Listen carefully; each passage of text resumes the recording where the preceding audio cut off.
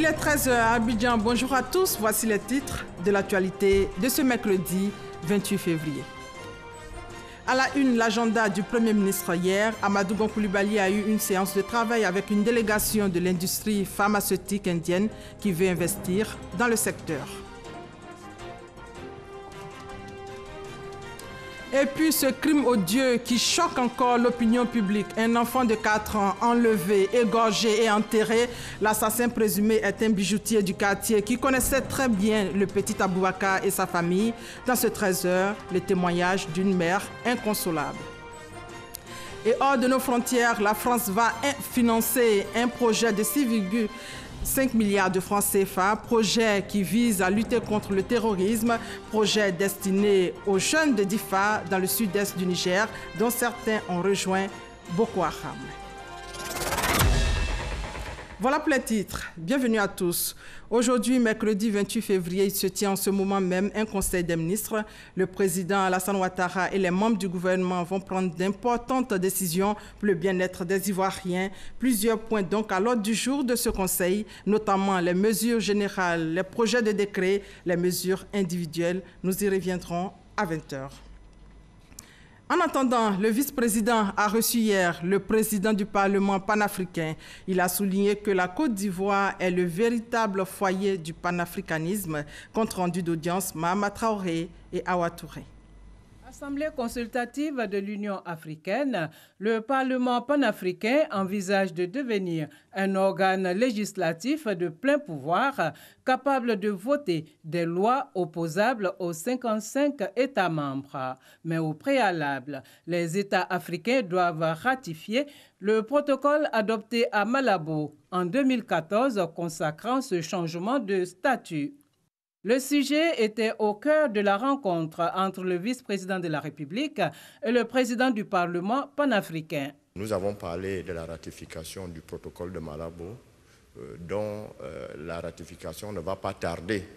Si jusqu'à présent la Côte d'Ivoire n'avait pas ratifié, c'était tout simplement dû au calendrier national et au regard du fait que la République de Côte d'Ivoire, c'est le véritable foyer du panafricanisme.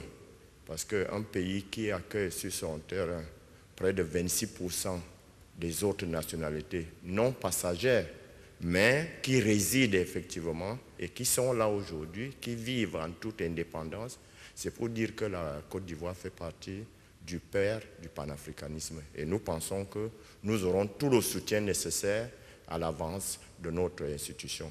C'est en mai 2015 que Roger Nkodo-Dang a été élu président du Parlement panafricain. L'institution, créée en mars 2004 et basée en Afrique du Sud, compte en son sein 5 députés ivoiriens. Après l'audience du vice-président, l'audience du Premier ministre maintenant, Amadou Gon Coulibaly a eu une séance de travail avec un groupe d'opérateurs économiques indiens opérant justement dans la chaîne de l'industrie pharmaceutique. La délégation a réaffirmé son intention de renforcer sa présence ici dans le pays, notamment dans le secteur de l'industrie pharmaceutique. On fait le point avec Alexis Ouedraogo. Une délégation indienne à la primature ce mardi. Plusieurs grosses industries pharmaceutiques la composent. Elles sont en prospection à Abidjan suite à plusieurs missions ivoiriennes en Inde. Le pays a une expertise avérée dans le domaine du médicament.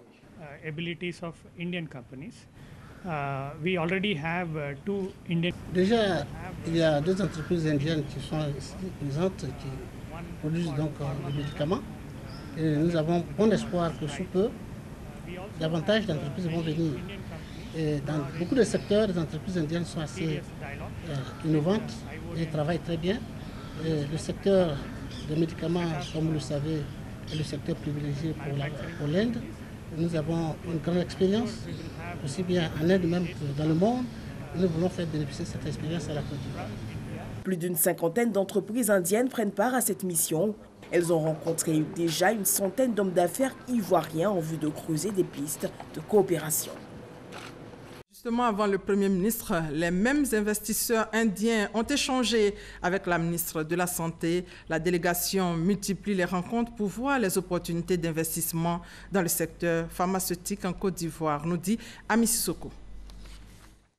Des hommes d'affaires indiens dans le domaine de l'industrie pharmaceutique à l'assaut du marché ivoirien. 60 entreprises du Conseil indien pour la promotion des produits pharmaceutiques ont échangé avec les professionnels du domaine sur la nécessité de couvrir les besoins du pays en médicaments. La raison de leur présence aujourd'hui, c'est d'évaluer les potentialités du marché ivoirien avec deux objectifs en vue. Le premier étant d'évaluer comment ces entreprises pourraient installer des unités de transformation, de fabrication de médicaments ici ou des unités de conditionnement de produits pharmaceutiques. La Côte d'Ivoire produit moins de 10% de sa consommation selon les pharmaciens, d'où sa dépendance vis-à-vis de l'extérieur. 80% des produits génériques commercialisés en Côte d'Ivoire proviennent des firmes pharmaceutiques indiennes. J'invite l'industrie pharmaceutique à prendre sa part de responsabilité en s'engageant à nos côtés dans la lutte contre les faux médicaments qui constituent le plus gros marché noir du monde. Le gouvernement ivoirien attend beaucoup de ce forum avec des résolutions pertinentes, prospectives et est disposé à les traduire en actes pour la promotion de l'industrie locale. Aujourd'hui, l'Inde a une vingtaine de représentations dans le domaine pharmaceutique en Côte d'Ivoire et 2 unités de conditionnement de produits pharmaceutiques sont en construction à Grand-Bassam. Selon les experts, ce forum pharmaceutique Inde-Côte d'Ivoire est une opportunité à saisir, d'où les rencontres B2B. Quelle collaboration SEMU, couverture maladie universelle et mutuelle? Un sujet débattu par les mutualistes de Côte d'Ivoire, rencontre d'échange, de partage et d'expérience. Invité Thierry Baudet, président de la Fédération nationale de la mutualité française. Fidèle Aigné et Franck Quadio. Les acteurs de la mutualité ivoirienne à l'école de la mutualité française pour réussir la couverture maladie universelle. Thierry Baudet, président de la Fédération nationale de la mutualité française, a sensibilisé ses pairs et les pouvoirs publics sur l'importance de la collaboration entre États et mutuelles, gage de la réussite du projet. Je sais que la mutualité ivoirienne va travailler avec les pouvoirs publics et que la Côte d'Ivoire n'a pas trop de la CMU et des mutualistes pour progresser et pour améliorer l'état de santé de l'ensemble des Ivoiriens. La solidarité et la démocratie mutualiste, des valeurs pour une bonne gouvernance et l'amélioration des offres de services des mutuelles, selon le conférencier, c'est une initiative de l'Union nationale de la mutualité de Côte d'Ivoire. Nous nous trouvons face à un certain nombre de défis. Le défi de pouvoir apporter la réponse de la couverture du risque maladie à nos populations.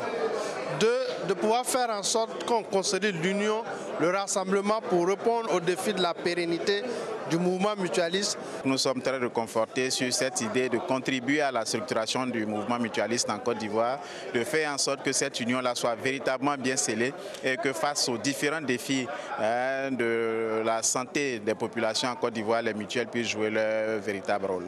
La mutualité ivoirienne face aux défis de son expansion. C'est le thème de cette conférence. L'Union nationale de la mutualité de Côte d'Ivoire existe depuis 2016. Elle regroupe 44 fêtières. 13h08, deuxième titre de ce journal, cette photo, cette image et ce sourire, le dernier sourire de cet enfant de 4 ans, enlevé, égorgé, vidé de son sang et enterré par un bijoutier de son quartier qui connaissait pourtant très bien le petit garçon et sa famille. En clair, le tonton du quartier qui a avoué son crime à la police criminelle, le petit Aboubakar Sidiki, où Bouba a été violemment arraché à l'affection de tous. Sa mère est inconsolable. Sephora Zegui et Ami Sissoko. Regard perdu d'une mère qui ne comprend pas la barbarie dont vient d'être victime son fils, le petit Aboubakar Sidiki, appelé communément Bouba par ses proches. Ce petit garçon, âgé de 4 ans, a quitté le domicile familial le samedi 24 février dernier pour ne plus y revenir. Cadet d'une famille de 4 enfants, le 25 février dernier, le corps sans vie de Bouba a été retrouvé égorgé, vidé de son sang, puis enterré dans une broussaille dans le quartier de Angré. Sa mère nous raconte avec beaucoup d'émotion les circonstances de la disparition de son fils. Son petit frère était malade, ça faisait quelques jours. On n'a pas dormi la nuit. Donc je suis tellement fatiguée avec le bébé, j'ai dit je vais me reposer. Je me suis réveillée à 14 h. J'ai dit à la grande soeur, j'ai dit maman, il faut aller chercher les enfants. Elle est partie dans la cour là, on dit ils ne sont pas là. Elle est partie, c'est dans 3 coups seulement ils s'en vont, tous les 3, on dit qu'ils ne sont pas là. Donc c'est là on a commencé à le chercher. C'est là ma fille, elle s'est rappelée. Elle dit non, que la dernière fois il y a plus beaucoup, c'était avec le bijoutier.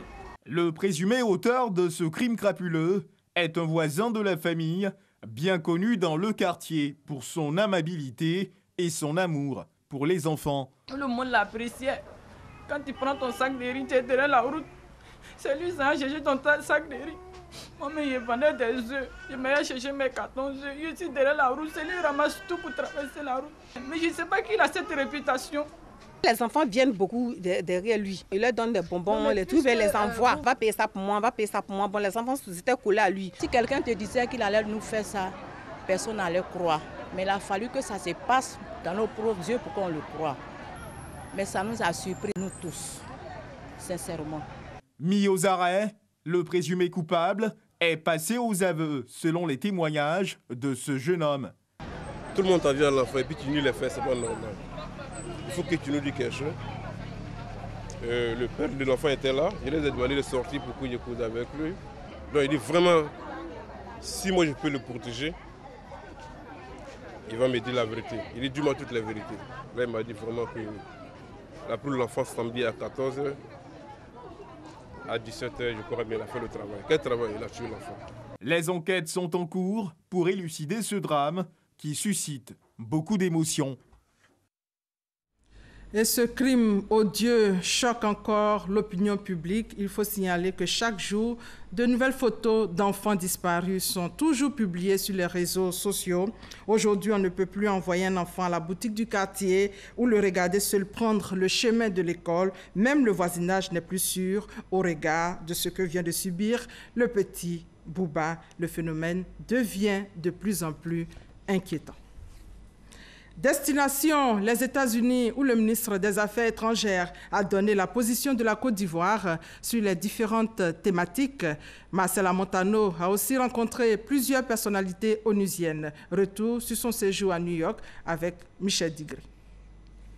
C'est une mission marquée par plusieurs panels de haut niveau au cours desquels le ministre des Affaires étrangères a porté la voix de la Côte d'Ivoire. Le maintien de la paix et de la sécurité internationale, but et principe énoncé dans la Charte des Nations Unies, était le thème du débat ministériel initié par le Koweït. Marcela Montano donne la position de la Côte d'Ivoire sur cette problématique. Pour mon pays, le recours à la force dans le but de préserver la paix et la sécurité internationale doit être exclusivement autorisé par le Conseil de sécurité afin de lui conférer l'autorité juridique indispensable à éviter ainsi toutes les dérives et tous les abus. Le ministre a rencontré les ambassadeurs représentants permanents des pays du P5 à l'ONU, dont celui de la France, François Delattre, et la représentante des États-Unis, Nikki Haley. Il a par ailleurs eu une séance de travail avec le président du Conseil de sécurité pour le mois de février, le vice-premier ministre koweïtien.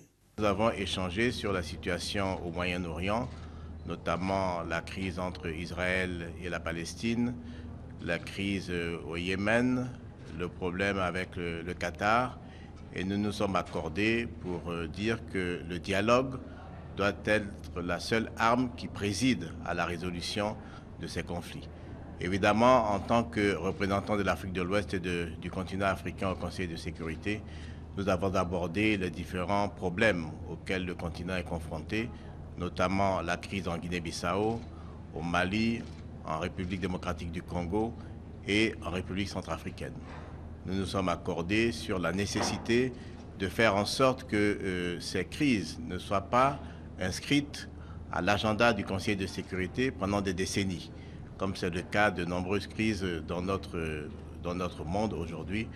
Et la Côte d'Ivoire, le Koweït et les autres membres non permanents, avec le P5, vont s'engager à faire en sorte que des solutions rapides soient trouvées à la résolution de ces crises par des innovations sur les méthodes de travail et sur les solutions à y apporter, notamment l'interaction entre le développement, l'amélioration des conditions de vie des populations et la situation de crise de certains pays. Autre temps fort de cette mission, une audience avec le secrétaire général de l'ONU, Antonio Guterres, et une autre avec le président de l'Assemblée générale de l'ONU, Miroslav Lajčák. Faire le bilan des activités du ministère de la Communication, de l'économie numérique et de la Poste. C'est un rendez-vous annuel maintenant pour le ministre Bruno Nabagné-Koné. Il ressort de son exposé que le numérique a réalisé de bonnes performances ici en Côte d'Ivoire. La Poste, pour sa part, commence à relever la tête. Lassine Bakayoko. 2017, une saison abondante pour l'économie numérique, selon le ministre Bruno Nabagné-Koné. Au niveau de la téléphonie mobile, le nombre d'abonnés a franchi la barre des 30 millions avec des tarifs bien étudiés. L'Internet, quant à lui, enregistre 17 millions d'abonnés pour un taux de pénétration de 72%. Beaucoup de travail a été fait qui permet aujourd'hui d'avoir une offre relativement abondante au niveau de la disponibilité des réseaux et services, en termes de conditions d'accès au réseau et aux services, en termes de coûts, en termes de qualité de service, en termes de sécurité des biens et des personnes. Pour le secteur de la communication, la libéralisation de l'espace audiovisuel est quasiment achevée. La presse écrite, elle, traverse de réelles difficultés du fait de la menace du numérique et de l'émiettement continu des parts de marché. Symbole de cette presse écrite qui se cherche, Fraternité Matin. Pour l'organe d'État, le gouvernement a mis en place un plan de redressement, son coût 10 milliards de francs CFA, sous forme d'abandon des créances et de charges sociales, d'apport en numéraire. Un plan social a été validé qui prévoit le départ d'au moins 110 travailleurs, soit le tiers des effectifs. Aujourd'hui, c'est tout le modèle économique de la presse écrite qui est à repenser en profondeur. Le gouvernement accorde sa confiance à l'ensemble de la presse, aux professionnels, aux responsables, et il est pleinement disposé à accompagner toutes les actions allant dans le sens du développement du secteur de la communication et allant également dans le sens de l'épanouissement des acteurs du secteur de la communication. Du côté de la Poste de Côte d'Ivoire, elle également en eau trouble il y a quelques années, l'espoir renaît grâce aux nombreuses réformes engagées. Des réformes qui permettent une meilleure régulation du marché. On peut dire que 2017 aura été un tournant qui nous a permis d'apprécier la capacité de la Poste de Côte d'Ivoire à intégrer la nouvelle dimension des offres de services postaux et qui nous a permis également justement d'apprécier la capacité de cette Poste de Côte d'Ivoire à se relancer véritablement. En termes de perspectives pour 2018, le gouvernement entend poursuivre les projets d'infrastructure en cours, notamment en matière de gouvernance électronique et de numérisation intégrale de la chaîne des valeurs de la production télévisuelle. La radiodiffusion télévision ivoirienne a un nouveau-né, un magazine télé intitulé 52 minutes pour comprendre. C'est une immersion au cœur des institutions et des entreprises. C'est un magazine diffusé tous les jeudis en 15 après le journal de 20h. Premier numéro demain 20h50 sur la compagnie ivoirienne d'électricité. À 20h, le reportage de Walter Amadou Ouattara. Troisième édition du débat panafricain qui oppose des étudiants de 8 pays de la zone UEMOA. Pour la première journée, l'équipe du Togo était opposée à l'équipe du Mali. Le débat panafricain est une initiative de l'association Action pour la conscience citoyenne. Sephora Zegui et Franck Wadio. Les étudiants du Togo et du Mali en ouverture de ce concours panafricain de débat, troisième édition. Le thème, l'éthique serait-elle l'une des causes majeures de la délinquance juvénile en Afrique? Chaque équipe développe ses arguments. Et la délinquance juvénile en Afrique peut paraître étonnant, peut-être déroutant, mais sûrement intéressant. Mesdames et messieurs, l'évolution est le propre de l'homme et l'Afrique ne peut pas rester en marge de cette mouvance naturelle.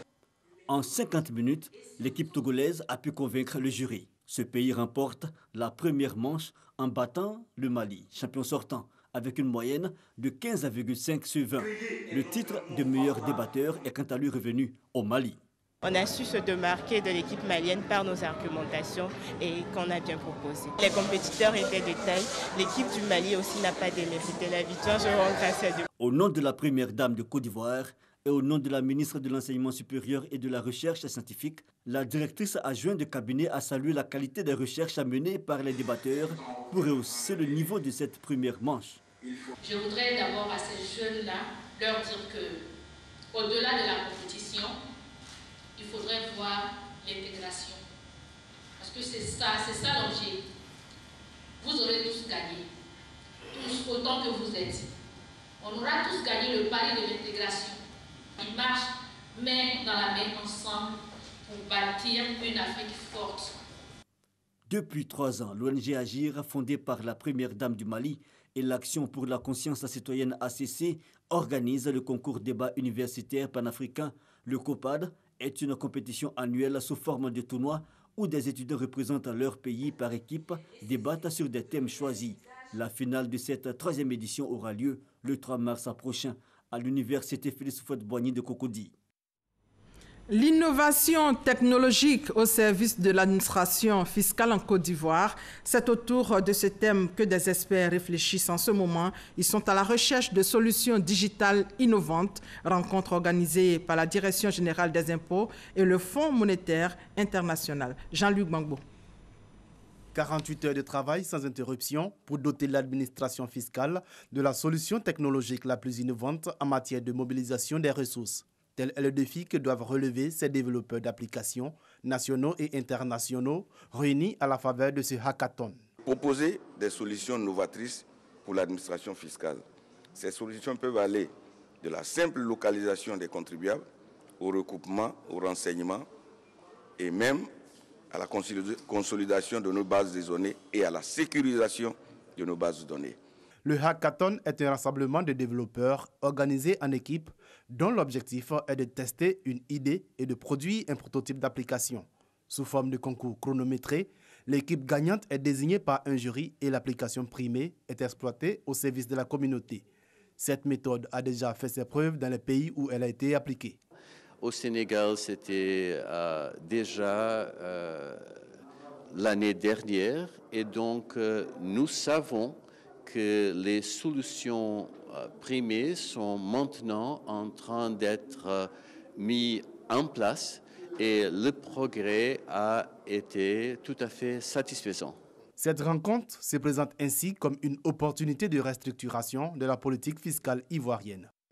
Pour ce qui nous concerne, ce sera, s'il en était besoin, une occasion supplémentaire de renforcer notre volonté d'améliorer les services offerts aux usagers, car la digitalisation des procédures occupe désormais une place de choix à la Direction générale des impôts. Je voudrais par ailleurs vous assurer de notre engagement à mettre en place, dans le meilleur délai, les applicatifs pertinents qui seront produits à l'issue de cet hackathon.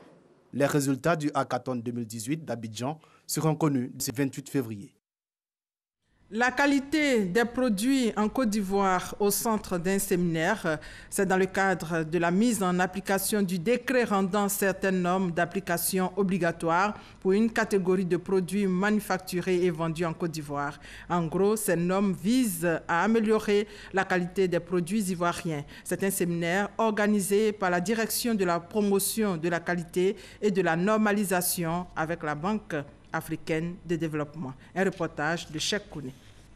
Depuis le 28 décembre 2016, le gouvernement a adopté le décret 2016-1152 rendant certaines normes d'application obligatoires. Il s'agit de l'attestation de conformité et le certificat de qualité pour 14 grandes familles de produits. Les produits alimentaires, les matériaux de construction, les chaussures, les jouets des enfants, les pièces de rechange automobile, les produits cosmétiques et bien d'autres produits. Malheureusement, depuis la prise de ce décret, seulement 3 familles des produits cités appliquent ces normes. Les entreprises mettent souvent sur le marché des produits qui ne sont pas contrôlés. Donc quand les produits ne sont pas contrôlés, on n'est pas sûr de leur qualité. Donc c'est vraiment pour obliger les entreprises à maîtriser la qualité de leurs produits avant de mettre sur le marché, que l'État est obligé de rendre les normes de ces produits-là obligatoires. Au regard des enjeux que représente ce dispositif réglementaire et de l'impact que cela pourrait avoir sur les entreprises, la santé et la sécurité des populations, cette campagne d'information vise à sensibiliser dans un premier temps l'ensemble des entreprises issues des secteurs d'activité concernés. Nous avons des organismes d'évaluation de la conformité qui vont faire leur travail à un moment donné pour évaluer le niveau d'utilisation des normes. Et s'il se trouve que certaines entreprises ne respectent pas ces normes, elles vont subir la rigueur de la loi. Durant 2 jours d'échanges et de concertation, au cours des séances plénières, l'objectif final est d'atteindre une meilleure appropriation du projet et la production d'un plan d'action en vue d'améliorer le niveau d'application de ces normes.